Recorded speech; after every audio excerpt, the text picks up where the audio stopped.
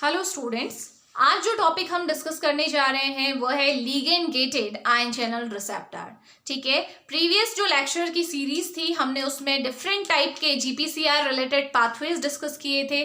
Cyclic AMP pathway, IP3 DAG pathway, ion channel associated जो GPCR से होते हैं वो पाथवे हमने डिस्कस किया था। और हमने देखा था चाहे जीपीसीआर कोई भी पाथवे फॉलो करे, ठीक है, चाहे कोई भी जीपीसीआर के आपके डिफरेंट पाथवे हमने देखे थे, चाहे कोई सा भी पाथवे आपका फॉलो हो रहा है उसमें आपके इफेक्ट प्रोड्यूस होने में सेकंड्स लगते हैं। ठीक है, टाइमिंग क्या है? सेकंड्स की। आज जो हम टॉपिक डिस्कस कर रहे हैं, जो रिसेप्टर का टाइप डिस्कस कर रहे हैं, जो है ligand gated ion channel receptor, इसके एक्टिवेशन में मिली सेकेंड लगते हैं। इसका मतलब बहुत कम टाइम में रिसेप्टर एक्टिवेट हो जाते हैं। इसीलिए बहुत इंपॉर्टेंट क्वेश्चन बनता है कॉम्पिटिटिव एग्जाम के पॉइंट ऑफ व्यू से भी पूछा जाता है कि कौन सा रिसेप्टर सबसे कम समय में अपना इफेक्ट प्रोड्यूस कर पाता है, तो वो कौन सा है? आपका receptor associated with ligand gated ion channels. ठीक है, तो आज हम देखते हैं कि किस तरीके से ये रिसेप्टर वर्क करते हैं, क्या इसकी आपकी एक्टिवेशन का टाइम है। फटाफट से देखिए, ये हमारा क्या है? सपोज ये हमारी क्या है? सेल मेम्ब्रेन है। ठीक है, अगेन लिपिड की बाइलेयर है, मैंने केवल 2 लाइंस ड्रॉ की हैं, ये बाइलेयर को आपको दिखा रहा है। अब हम स्पेशल टाइप का एक रिसेप्टर मैं ड्रॉ कर रही हूं यहाँ पे, वो है हमारा कौन सा? गाबा बेंजोडाइजेपिन क्लोराइड चैनल कॉम्प्लेक्स। ये रिसेप्टर का नाम है। ये वो रिसेप्टर है, आपने पढ़ा हुआ भी होगा हिप्नोटिक सेडेटिव की कैटेगरी में। ये वो रिसेप्टर है जिसके थ्रू हमारा गाबा जो कि इनहिबिटरी न्यूरोट्रांसमीटर है वो काम करता है। और अगर किसी भी समय में हमारी बॉडी में अगर गाबा का लेवल कम हो रहा है, हमारे जो न्यूरॉन्स में गाबा का लेवल कम है, तो उसकी वजह से क्या होता है? एक्साइटेटरी न्यूरोट्रांसमीटर पीक पे पहुंच जाते हैं। यही होता है ना, बॉडी में क्या है? एक्साइटेटरी और इनहिबिटरी न्यूरोट्रांसमीटर के बीच में एक बैलेंस है। तो इनहिबिटरी में हमारा गाबा मेन रोल प्ले करता है। अब आप सोचिए कि कभी ऐसा हो कि गाबा का लेवल कम हो जाए तो क्या होगा? एक्साइटेटरी का लेवल बढ़ जाएगा, वो बैलेंस बिगड़ जाएगा, और उस बैलेंस के बिगड़ने की वजह से जो हमारे एक्साइटेटरी न्यूरोट्रांसमीटर है वो बहुत ज्यादा फायरिंग करने लगेंगे, जिसकी वजह से आपको एपिलेप्टिक अटैक आ सकते हैं, डिफरेंट टाइप के सीजर्स को आपको फेस करना पड़ सकता है। तो ये कुछ सिचुएशन है, वैसे बहुत सारी सिचुएशन होती हैं जो इससे रिलेटेड होती है। ठीक है, एक्साइटोटॉक्सिटी हो सकती है, ज्यादा एक्साइटेटरी अगर न्यूरोट्रांसमीटर होते हैं तो उसकी वजह से क्या होता है? न्यूरोनल डैमेज होने लगता है। तो ओवरऑल हम कह सकते हैं कि हमारा जो इनहिबिटरी न्यूरोट्रांसमीटर जो गाबा है वो बहुत जरूरी है। लेकिन हुआ क्या कि किसी वजह से गाबा का लेवल आपके न्यूरॉन्स में कम है, तो अब हमें क्या लेना पड़ता है? बाहर से मेडिसिन लेनी पड़ती है ऐसे पेशेंट को। जो कौन सी मेडिसिन है आपकी? बार्बिटूरेट एंड बेंजोडाइजेपिन। ये दोनों मेडिसिन उसी रिसेप्टर पे काम करेंगी जिस रिसेप्टर के थ्रू गाबा काम करता है। ठीक है, तो वही रिसेप्टर मैं ड्रॉ कर रही हूं और इसमें हम समझने की कोशिश करेंगे कि किस तरीके से गाबा अपना फंक्शन परफॉर्म करता है। बिकॉज हम बात ही लिगेंड गेटेड आयन चैनल्स की कर रहे हैं, तो देखें इसका रिसेप्टर कैसा होता है। स्पेसिफिकली मैं रिसेप्टर ही बना रही हूं, तो देखते हैं। चलिए,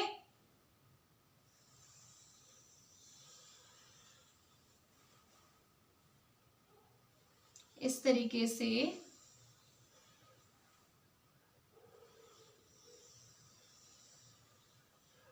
ये है हमारा रिसेप्टर। ठीक है, ये हमारा रिसेप्टर है। ठीक है, पेंटामर है, 5 सब यूनिट है। कौन कौन सी सब यूनिट होती है? ये स्पेसिफिकली बेटा मैं एक आयन चैनल ड्रॉ कर रही हूँ। ठीक है, एक रिसेप्टर ड्रॉ कर रही हूँ जो गाबा का है। इसी तरीके से आप दूसरे रिसेप्टर भी ड्रॉ कर सकते हो, वो मैं आगे एक बार ड्रॉ करके आपको दिखाऊंगी, बट पहले इसी पे फोकस करते हैं। देखिए इसमें कौन कौन सी सब यूनिट होती है। ये अल्फा सब यूनिट है।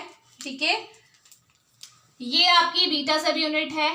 ये आपकी बीच में जो है ये गामा सब यूनिट है। अगेन यहाँ पे बीटा सब यूनिट है, यहाँ पे अल्फा सब यूनिट है। ठीक है, तो ये आपकी सब यूनिट है जो मिलके क्या बना रही है? इस रिसेप्टर को बना रही है। इसका नाम भी लिख लेते हैं। इस रिसेप्टर का नाम है गाबा बेंजोडाइजेपिन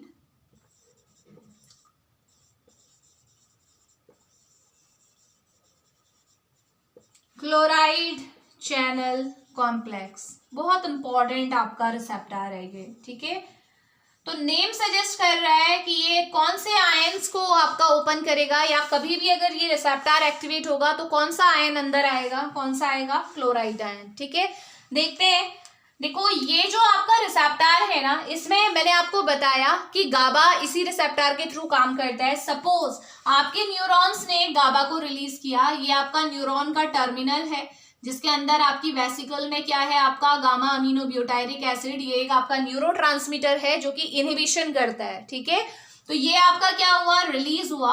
तो अब ये क्या कर रहा है, अब रिलीज होके, ये मैंने बताया कोई भी मॉलिक्यूल रिलीज होके अपना इफेक्ट तभी दिखा पाएगा जब रिसेप्टर से बाइंड होगा।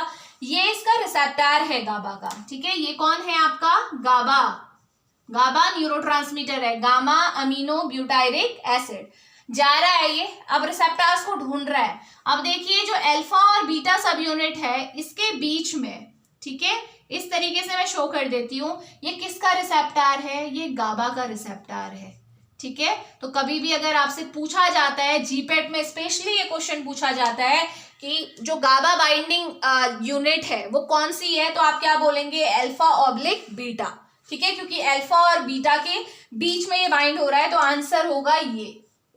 ठीक है, अल्फा और बीटा के बीच में ये इसके रिसेप्टर प्रेजेंट होते हैं, तो सिंपली ये आपकी बाइंडिंग आप बोल सकते हो डोमेन है। रिसेप्टर तो ये पूरा ही हो गया, ये बाइंडिंग डोमेन है। गाबा आएगा, गाबा यहाँ पे बाइंड होगा।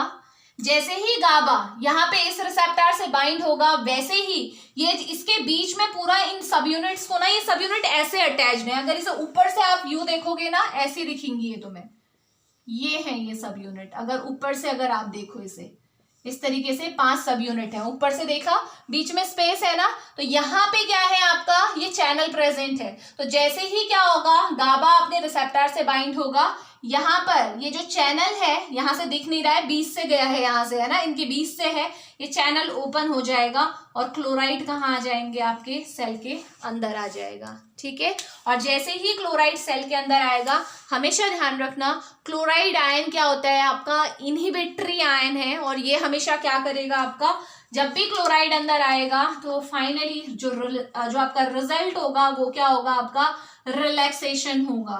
ठीक है, जो भी आपकी एक्टिविटी हो रही है उसमें आपको रिलैक्सेशन मिल जाएगा। सपोज एक्साइटेटरी न्यूरोट्रांसमीटर की वजह से आपका बहुत सारा न्यूरॉन्स की फायरिंग हो रही है, न्यूरोट्रांसमीटर रिलीज हो रहा है, तो ये क्या करेगा, जैसे ही क्लोराइड सेल के अंदर जाएगा, जिस भी न्यूरॉन के अंदर ये प्रॉब्लम आ रही है, जैसे ही क्लोराइड अंदर एंटर किया, वैसे ही आपका क्या होगा, अंदर इनहिबिशन हो जाएगा, रिलैक्सेशन और वी कैन से इनहिबिशन। समझ में आ रहा है ये किस तरीके से हुआ। ठीक है, बहुत सिंपल है, बहुत ईजीएस्ट आपका रिसेप्टर है ये। मॉलिक्यूल आया, अपनी बाइंडिंग साइट से बाइंड होगा। लीगेंड इसीलिए बोलते हैं, मैंने बताया था जितने भी आपके हार्मोन है, न्यूरोट्रांसमीटर है, वो सारे ही लीगेंड है। लीगेंड बेसिकली वो मॉलिक्यूल है जो रिसेप्टर से बाइंड होके इफेक्ट प्रोड्यूस करता है। तो लीगेंड आया, लीगेंड इन दिस केस क्या है आपका, गाबा। गाबा आया, अपने रिसेप्टर पे अपनी बाइंडिंग साइट से अटैच हुआ, जो कि अल्फा बीटा सब यूनिट के बीच में थी। जैसे ही बाइंड हुआ, वैसे ही ये चैनल, ये जो आपका पूरा रिसेप्टर था, इसमें जो चैनल्स थे ये ओपन हो गए और क्लोराइड आपका सेल के अंदर आ गया। और जैसे ही जिस भी सेल के अंदर क्लोराइड की एंट्री होगी, उस सेल में अगर एक्साइटेशन बहुत ज्यादा था तो वो क्या हो जाएगा, इनहिबिट हो जाएगा। ये बात आप ध्यान में रखें। अब ये तो था नेचुरल केस, जब आपका गाबा प्रेजेंट था। अब जब आपका गाबा नहीं है तो फिर क्या करोगे, फिर तो ऑब्वियस सी बात ये है कि बाहर से आप क्या दोगे, मेडिसिन दोगे, जिसमें आपकी बेंजोडाइजेपिन भी आती है और बार्बिटरेट भी आती है। ये मेडिसिन बेसिकली यूज होती है, आपने देखा होगा, अगर आपका हिप्नोटिक और सेडेटिव की कैटेगरी में ये मेडिसिन आती है कि कोई इंसान बहुत ज़्यादा, ऑब्वियसली बात है, अगर एक्साइटेटरी न्यूरोट्रांसमीटर बहुत ज़्यादा हो गए हैं तो उसको हमें ऐसी मेडिसिन देनी पड़ेगी जो कि इनहिबिशन लाए, पेशेंट को काम करे, है ना। तो वो कामनेस के लिए, वो सेडेशन के लिए हम कौन सी मेडिसिन यूज़ करते हैं, बार्बिटरेट या फिर बेंजोडाइजेपिन। और अगर इन्हीं की थोड़ी डोज आप बढ़ा दो तो ये हिप्नोटिक की तरह वर्क करने लगता है, यानी कि इंसान को नींद दिलाएगी, है ना। जो आपकी स्लीपिंग पिल्स आती हैं उसमें यही प्रेजेंट होती हैं, ये डायरेक्टली इसी रिसेप्टर पे, जो स्लीपिंग पिल्स होती हैं वो इसी रिसेप्टर पे काम करती हैं और क्लोराइड चैनल को ओपन करके आपका अंदर इनहिबिशन कर देती है। इसलिए इंसान क्या होता है, आपका काम हो जाता है, और अगर डोज आपने ज्यादा दी है तो उसे नींद आ जाएगी। लेकिन ध्यान ये रखना होता है कि हमें पता होना चाहिए कि जो बार्बिट्रेट, बेंजोडाइजेपिन है, इसकी एक फेज होती है। सबसे पहले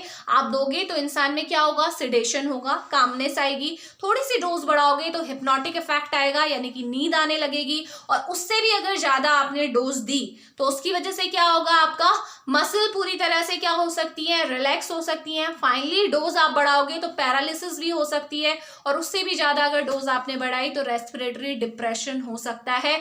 आपकी जो रेस्पिरेशन के लिए जो मसल्स इन्वॉल्व है, इंटरकोस्टल मसल और डायाफ्राम, ये पूरी तरह से रिलैक्स हो जाएंगे, क्योंकि बहुत ज़्यादा इनहिबिशन बॉडी में हो चुका है, डोज आपने बहुत ज़्यादा दे दी है, तो it can lead to death, है ना, यही होता है। इसीलिए जब आप कुछ पढ़ रहे हैं तो उसको पूरा एंड तक लेके जाना जरूरी है। ऑल्दो ये आपका इस टॉपिक में हमें इंक्लूड नहीं करना था, बट जहां पे मैंने जिक्र किया कि भाई ये सिडेटिव और हिप्नोटिक होते हैं, तो वहां पे मेरी जिम्मेदारी थी ये बताना कि जो हिप्नोटिक है अगर उसकी डोज आप बढ़ा दे तो उसकी वजह से डेथ भी हो सकती है। रीजन बहुत क्लियर है, रेस्पिरेटरी मसल पैरालिसिस। आपकी जो रेस्पिरेशन के लिए जो मसल इन्वॉल्व थी उनमें पैरालिसिस हो गई है, वो बिल्कुल रिलैक्स हो चुकी हैं। और आप जानते हो अगर वो मसल आपकी इंटरकोस्टल मसल में कॉन्ट्रैक्शन नहीं होगा, डायाफ्राम में कॉन्ट्रैक्शन रिलैक्सेशन नहीं होगा, तो आप इनहेलेशन एक्सहेलेशन की प्रोसेस कर ही नहीं सकते। और अगर आप ये इनहेलेशन एक्सहेलेशन कर ही नहीं पा रहे हो, यानी कि गैसेस एक्सचेंज आपके बॉडी में हो ही नहीं रहा है लंग्स और एनवायरनमेंट के बीच में, तो आपका कोई पॉइंट ही नहीं है, लाइफ एग्जिस्ट कर ही नहीं सकती, ऑक्सीजन ही जब नहीं ले पा रहे आप। ठीक है,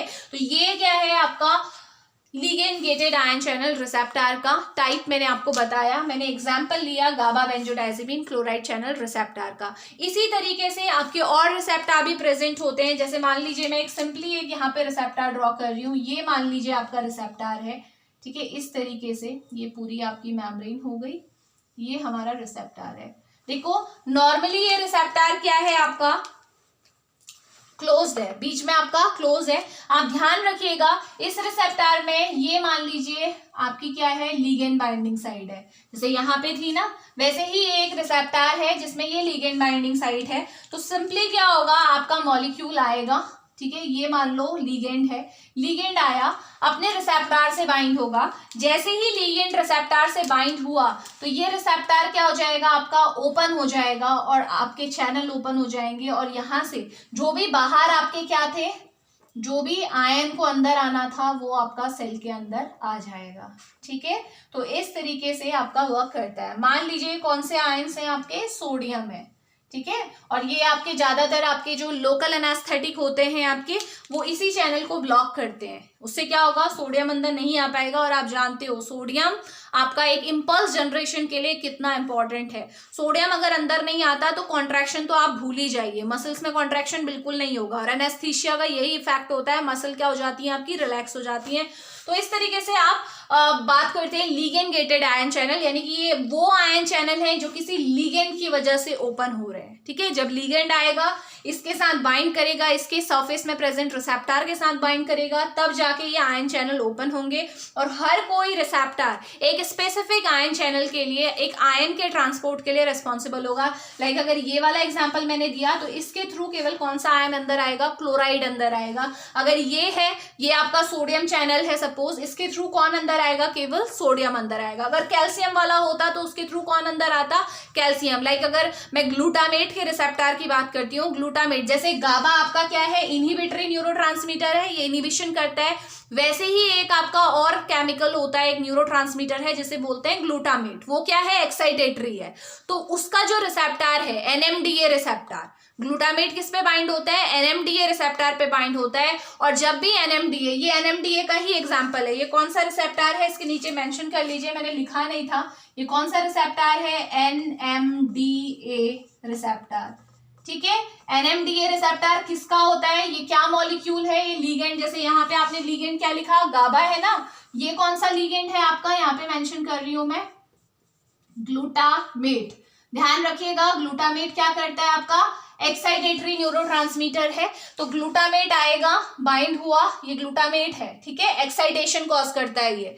तो जो ये बाइंड हुआ, इसके बाइंड होते ही क्या हुआ, ये एनएमडीए रिसेप्टर था, ये एनएमडीए रिसेप्टर एक्टिवेट हुआ और इसने अपने चैनल को ओपन कर दिया। और इसके थ्रू कौन अंदर आएगा, सोडियम अंदर आएगा। ठीक है, जो ये वाला रिसेप्टर होता है इसके थ्रू कौन अंदर आता है, सोडियम अंदर आता है। दिमाग में रखिएगा ये बात। तो इस तरीके से हर किसी टाइप के रिसेप्टर की अलग अलग आयन चैनल के साथ एसोसिएशन होता है। कुछ रिसेप्टर ऐसे हैं जो क्लोराइड को अंदर लाएंगे, कुछ ऐसे हैं जो सोडियम को अंदर लाएंगे, अभी कुछ ऐसे हैं जो कैल्शियम को अंदर लाएंगे, जैसे AMPA रिसेप्टर, ये भी ग्लूटामेट का ही रिसेप्टर है, सेकेंड टाइप ऑफ रिसेप्टर, ठीक है, उसके थ्रू कैल्शियम अंदर आता है। तो यानी कि हर कोई रिसेप्टर किसी एक स्पेसिफिक आयन चैनल से एसोसिएटेड है, उसके थ्रू एक स्पेसिफिक आयन अंदर आएगा। एक्टिवेशन का तरीका बिल्कुल सिंपल है, मॉलिक्यूल आएगा, सरफेस में प्रेजेंट रिसेप्टर से बाइंड होगा, बाइंडिंग होते ही जो आपका रिसेप्टर है उसके अंदर जो आयन चैनल्स हैं वो ओपन हो जाएंगे और सिंपली चैनल्स के थ्रू आयन आपका सेल के अंदर एंटर कर जाएगा और अपना इफेक्ट प्रोड्यूस करेगा। In this case chloride enter किया था तो हुआ था इनहिबिशन, इस केस में सोडियम अंदर एंटर किया है तो क्या होगा, सोडियम क्या करता है, एक्साइटेशन,